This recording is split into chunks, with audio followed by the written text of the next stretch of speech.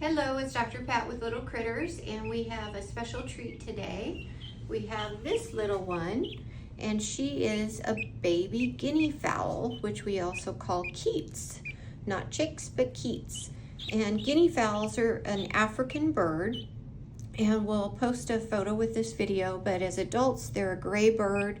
Mostly helmeted varieties are seen, which basically means that the head is featherless, and they have what looks like a little cap on them with skin. And these are common birds used on farms because they'll forage and eat ticks and insects.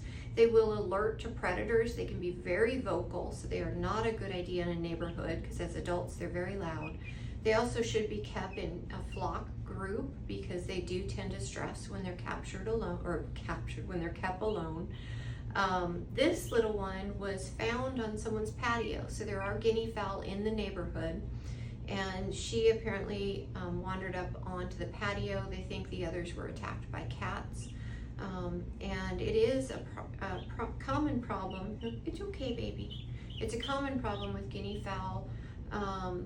They will often roam. They like to perch high up in trees or in Arizona on rooftops and will roam the neighborhood. So they're not like a chicken. It's not as easy to keep them confined to a yard.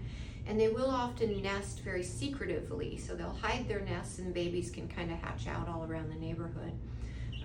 And so having a lost baby wandering up, if you have guinea fowl in the area, is not an uncommon thing. An important thing with guinea fowl is we don't want to feed them chick food. They need a higher protein in their diet than chick food. So typically you're going to put them on a game bird diet or a turkey starter, not chick starter, and they tend to do much better. Also, they're much more flighty than chicks or adult chickens. So they do tend to startle and run even when they're a captive bird that's been raised by owners. She's very busy, sweet, but will run away. One of the things we noticed is the wings are starting to abduct a little bit, and so the concern is that she's been on a chick starter and we can get some growth abnormalities.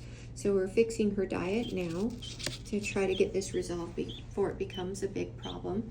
And if you notice, she has very big feet, and that's pretty typical in these guinea fowl. And I say she, but we don't know if we're a she or a he at this age.